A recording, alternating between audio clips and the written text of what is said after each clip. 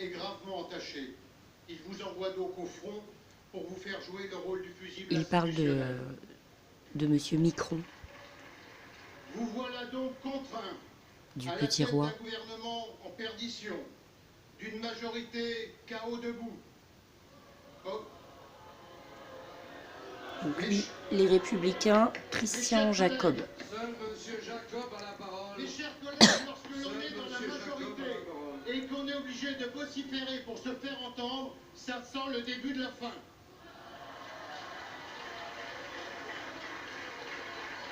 Vous voilà, Monsieur le Premier ministre, obligé d'accepter, un débat à l'Assemblée nationale. Comme cela a dû vous être pénible, Monsieur le Premier ministre. Ce débat a un mérite, celui de vous rappeler qu'il existe une représentation nationale dans notre pays. Et oui, il existe une Assemblée nationale, avec des députés qui chacun, de part et d'autre de l'hémicycle, porte une part de la souveraineté nationale. Une Assemblée nationale que vous avez, avec le Président de la République, cherché méthodiquement à marginaliser depuis 18 mois. Songez, mes chers collègues, que ce président qui court le monde n'a jamais pris une minute de son temps pour recevoir les présidents des groupes de l'Assemblée nationale ou du Sénat. Il n'a, j'ai bien compris, sans doute pas de temps à perdre avec des élus du peuple qu'il juge comme médiocres et inutiles, avec une Assemblée qui ne travaille pas assez vite et dont il veut réduire les membres. Pas plus d'ailleurs qu'il n'avait le temps d'assister au congrès des maires de France, ou encore hier de recevoir les présidents des grandes associations des élus territoriaux. Il nous veut tous à sa botte, inféodé, le doigt sur la couture du pantalon. Puisse cette crise, enfin, lui ouvrir les yeux, vous ouvrir les yeux, Monsieur le Premier ministre, sur le danger majeur d'une révision de la Constitution qui renforcerait les pouvoirs personnels d'un président dont nous jugeons, avec les Français, que la politique et son comportement sont dangereux. C'est justement de cette mauvaise politique dont nous allons parler au cours de ce débat. Une politique, en définitive, à l'image de M. Macron et du macronisme. Le macronisme, c'est une jactance. On parle beaucoup pour ne rien dire, personne ne comprend jamais rien, et c'est d'ailleurs souvent le but recherché. Il est excellent, lui. Vous conviendrez que cela donne des motifs de colère et des motifs d'explosion sociale. Oui, Monsieur le Premier ministre, derrière une communication qui a pu faire illusion, vous n'avez engagé en réalité aucune vraie réforme. Ah oui. Vous avez laissé filer les Novlangue, déficits, Thomas. la dette. Vous avez renoncé à vous attaquer à la dépense publique. Tout l'effort, Monsieur le Premier ministre, Seul repose sur les Monsieur Jacob a Français. la parole.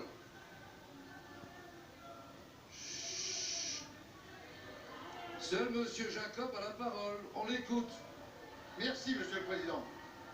Tout l'effort repose sur les Français modestes, sur les classes moyennes, qui n'en peuvent plus, qui endurent votre stratégie du matraquage fiscal.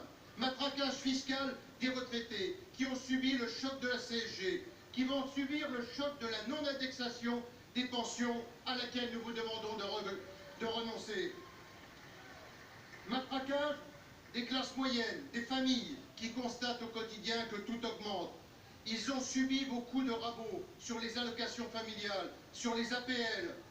Beaucoup n'ont pas vu la couleur de la baisse de la taxe d'habitation, qui est une véritable bombe à retardement pour le fonctionnement de nos communes. Parmi vos souffres-douleurs, il y a aussi les communes de France qui doivent se serrer la ceinture face à un État qui a renoncé à toute politique d'aménagement du territoire. L'urgence est aujourd'hui de suspendre les fermetures des services publics dans nos territoires et plus particulièrement dans les zones rurales. C'est ce qu'attendent les maires de France, plutôt que le comportement d'un de vos ministres, toujours bien inspiré, qui a encouragé, sinon initié, une campagne indigne de rejet des maires de France qui l'incitait à balancer. Aujourd'hui, dites-vous bien que de plus en plus de Français estiment que vous méritez la même campagne de dénigrement. Vous avez sous-estimé la portée de ces propos, qui, ajoutés à tant d'autres, éclairent votre marque de fabrique, le mépris. Ce mépris, les Français ne vous le pardonnent pas. Vous avez perdu la considération des retraités, des familles, des classes moyennes, de celles et ceux qui travaillent pour vivre. Et comme si cela ne suffisait pas, votre gouvernement s'est alors attaqué toujours avec la même arrogance aux Français qui ont le malheur de rouler en voiture. Cela a commencé par une mesure venue d'en haut, une mesure hors sol, un caprice personnel, celui d'imposer le 80 km/h sur les routes départementales. Vous avez ensuite durci le contrôle technique, mis en place une politique de taxation complètement délirante, une politique profondément injuste, incompréhensible, adossée à une trajectoire de la taxation du carbone qui va conduire à prélever 45 milliards d'euros de plus d'ici 2022. Si votre objectif, Monsieur le Premier ministre, était réellement de diminuer les émissions de carbone, plutôt que de faire exploser le montant des taxes et des impôts, vous n'auriez pas décidé de fermer Fessenheim, puis d'autres réacteurs. Vous auriez mis en place un grand plan de développement des énergies d'origine agricole. Ouvrez les yeux, Monsieur le Premier ministre. Un litre de gazole qui arriverait à 2 €. Arrêtez d'aboyer, mon cher collègue. Prenez la parole si vous la voulez. Continuez, monsieur. Ouvrez les yeux. Un litre de gazole qui arriverait à 2 €. C'est une folie douce, Monsieur le Premier ministre. Aucune des mesures que vous avez annoncées ne fera passer cette pilule. Un simple report des taxes n'est évidemment pas la solution, puisque c'est presque une provocation. La solution, c'est la suppression pure et simple de toutes les taxes à venir sur les carburants. Ce que vous n'avez pas compris, c'est que cette colère profonde est le symptôme d'un ras-le-bol fiscal généralisé, mais qu'elle est aussi le cri de Français qui défendent leur mode de vie. Des millions et des millions de Français ont choisi pour eux et pour leurs enfants, comme leurs parents avant eux, de vivre dans des petites communes rurales, dans des bourgs-centres, dans des petites villes de province. Ils aiment la France, ils sont attachés à leur terroir. Ils n'aspirent pas forcément au grand large de la mondialisation débridée. Ils contribuent par leur travail à la prospérité du pays. Ils ne demandent qu'une chose, simple, mais rester étrangère à M. Macron, le respect de ce qu'ils sont au plus profond d'eux-mêmes. La faute de ce président, la vôtre aussi, c'est d'abord ce manque de respect. Oui, les illettrés de Gade, les Gaulois réfractaires, ceux qui ne sont rien, ceux qui roulent au diesel et fument des clopes, et tant d'autres, ont décidé de relever la tête, Monsieur le Premier ministre. Des millions d'autres ont été offensés quand ils ont entendu votre gouvernement sous-entendre que les rassemblements de gilets jaunes étaient des rassemblements de quelques illuminés qui n'avaient que des défauts à vos yeux. Un de vos ministres, toujours le même, toujours aussi inspiré, a osé dire « ce n'est pas parce que vous mettez un gilet jaune qu'il n'y a pas d'une chemise brune en dessous ». En pariant sur la stigmatisation et d'une certaine manière sur le pourrissement, en étant incapable de répondre au bon moment aux cris de détresse venus de tous les milieux, de toutes les classes sociales, de tous les territoires, vous avez semé la discorde et la violence. Il ne suffit pas aujourd'hui de dire stop à la violence, il faut commencer par ne pas l'attiser en prenant les décisions qui s'imposent. Et elles sont urgentes, ces décisions. Elles auraient déjà dû être prises, car un nouveau samedi de désolation serait impardonnable. Impardonnable de la part d'un pouvoir et d'un ministre de l'Intérieur qui ont été complètement dépassés par les événements. Nous avons assisté à une faillite sécuritaire samedi à Paris. Pour l'avenir, votre responsabilité. Si vous ne parvenez pas à éviter une nouvelle manifestation et de donner des consignes claires à nos policiers, à nos CRS, à nos gendarmes, à nos sapeurs-pompiers, qui n'ont pas vocation à être des cibles pour des casseurs et des pilleurs, les témoignages que nous recevons d'eux sont glaçants. Derrière ces hommes et ces femmes qui ont enduré l'insupportable samedi à Paris et dans de nombreuses villes de France, il y a des familles. Ne les oubliez pas, Monsieur le Premier ministre. Votre rôle, c'est aussi de les protéger, de leur permettre de se protéger lorsqu'ils maintiennent l'ordre républicain. Le président de la République, qui a rarement hésité à se mettre en scène comme chef des armées, qui a humilié publiquement un grand chef militaire le 14 juillet 2017, a été incapable d'empêcher des scènes de guérilla urbaine sous l'Arc de Triomphe, des scènes de pillage en plein Paris. Honteux, révoltant, inqualifiable, cela restera une tâche de ce quinquennat. Ce qui se touche, ce qui se joue au cœur des prochaines heures, c'est la capacité de M. Macron à endosser le rôle d'arbitre que lui confère la Constitution. C'est à lui, et lui seul, qu'incombe la responsabilité de la crise. C'est donc lui et lui seul qui doit proposer une sortie de crise. Il est dos au mur face à un peuple profondément en colère.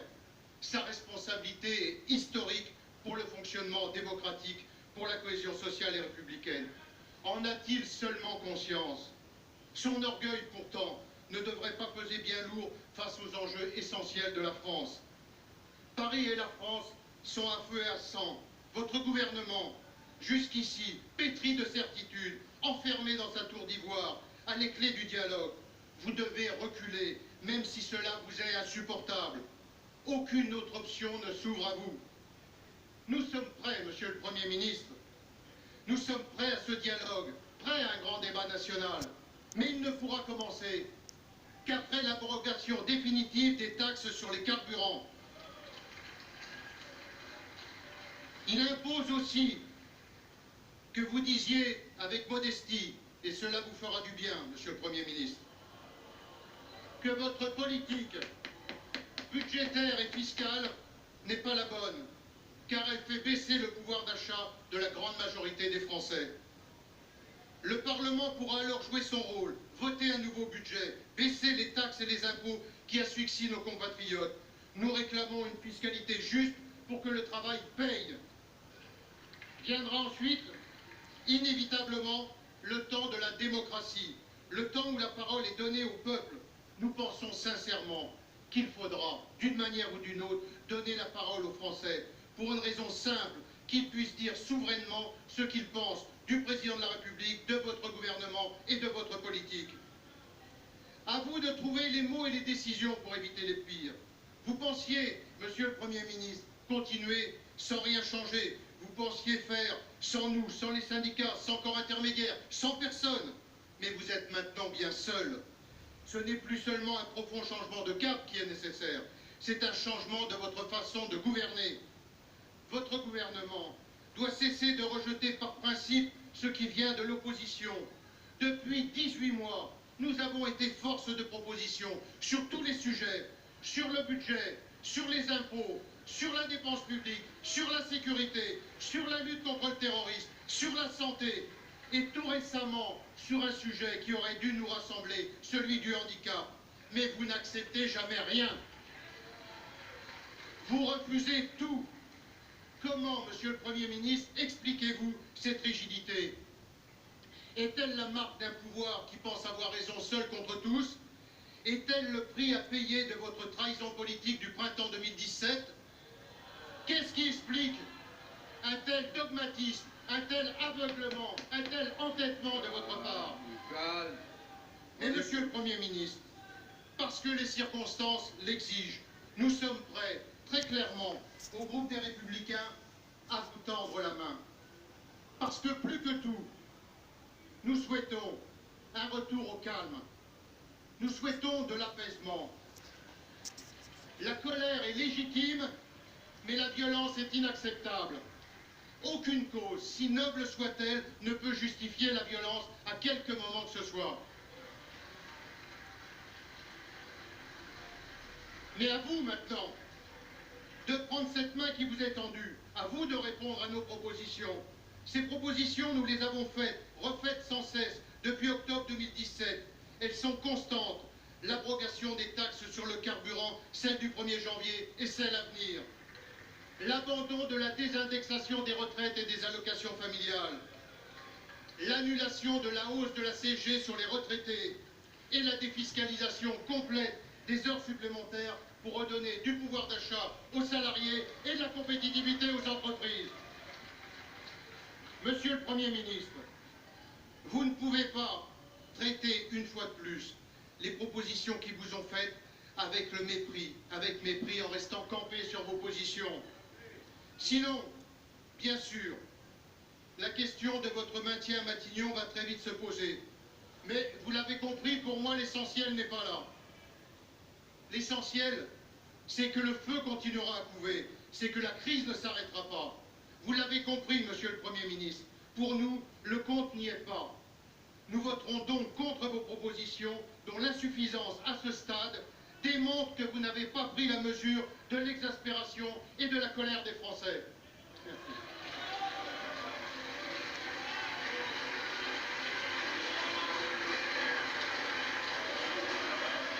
Merci, Monsieur le Président Jacob.